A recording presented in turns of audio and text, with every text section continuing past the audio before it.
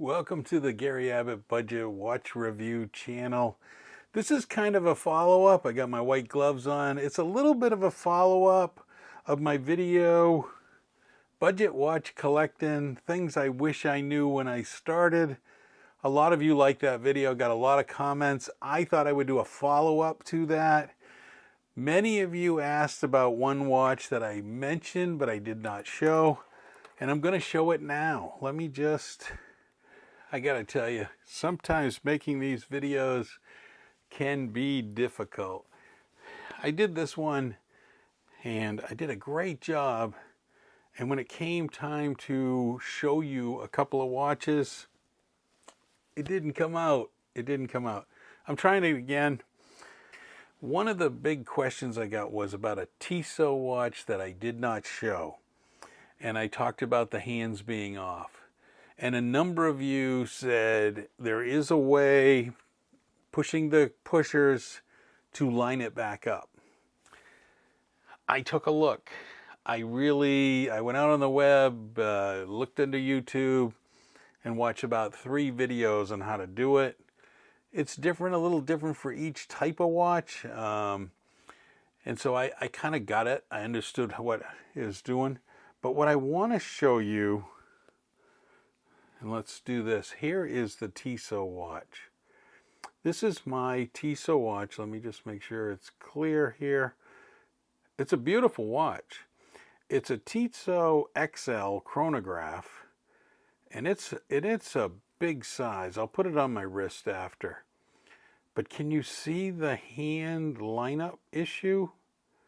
Look at the 12.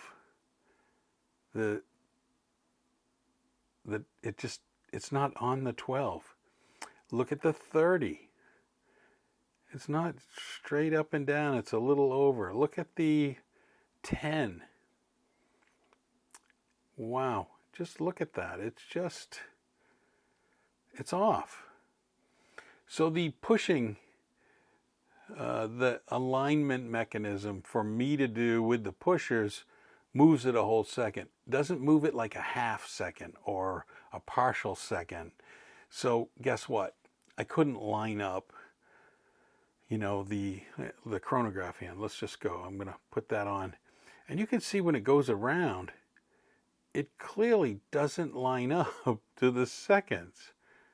So it drove me crazy that it's off.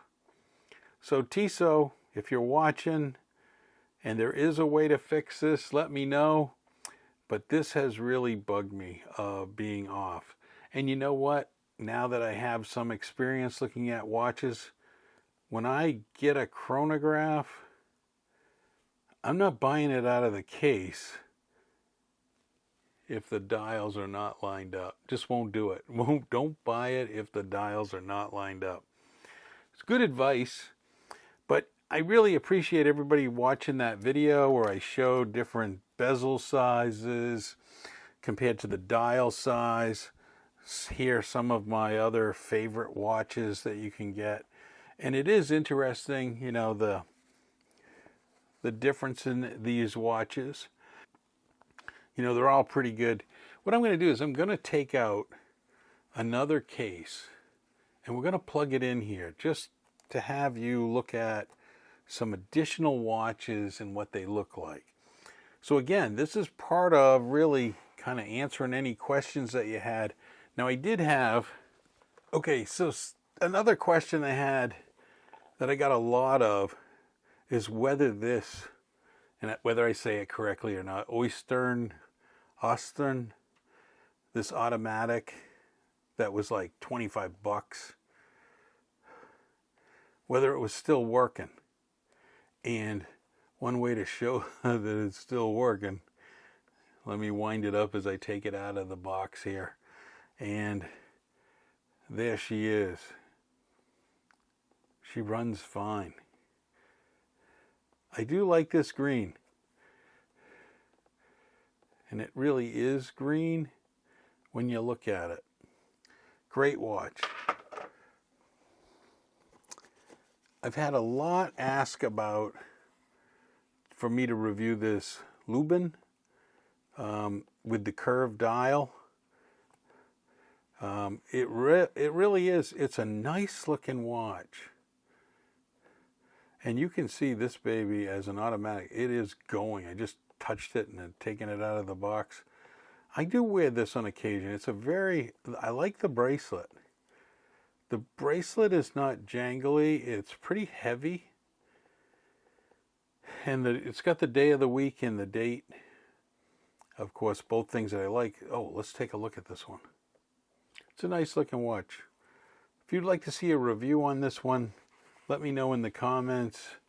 I do think that's a very good watch. I did get a lot of comments on my first Tag Heuer.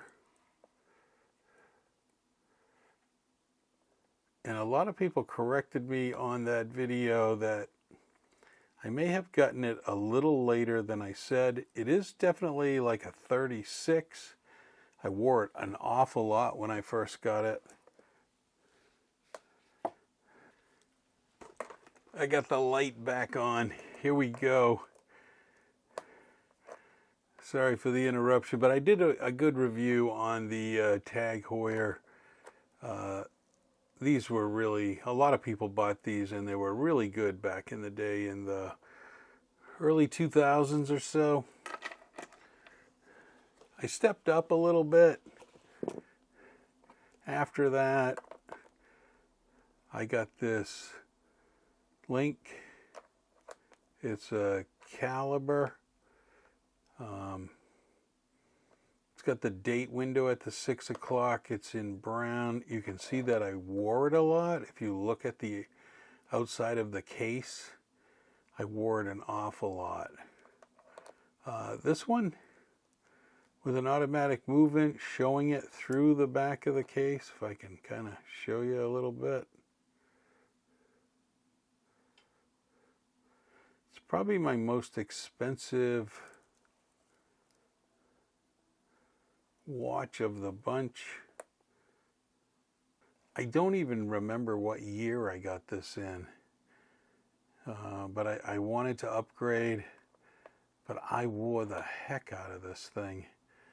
Probably around 2010. Somebody's probably going to look this up and correct me, but that is okay. I can live with that. I think that's those are my two Tag Heuers that I talked about in the video that I started with. I thought I would show those as a follow-up, show you the Tissot off center. Anybody can help me out there, that would be great. But I did a video on this Proxima. I did get a lot of comments on that where I went too long telling the whole procedure of purchasing it and the photos. And I thought that was important to do the whole story, because I think when you go through that procedure, I don't know, you kind of like this a lot more. I wore this for more than a week straight. That tells you a lot. Really good watch.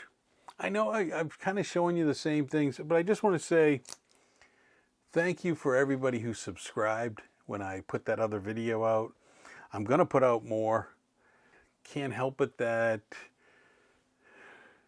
my watch camera didn't record for me on the first one. The second one, my light went out. Had to fix that. It's all part of the day. Like and subscribe. I'll get another one right out to give you some more deals. But comment down below, which ones would you really like to see? I mean, I think that's part of the... And I've got to wear some of these.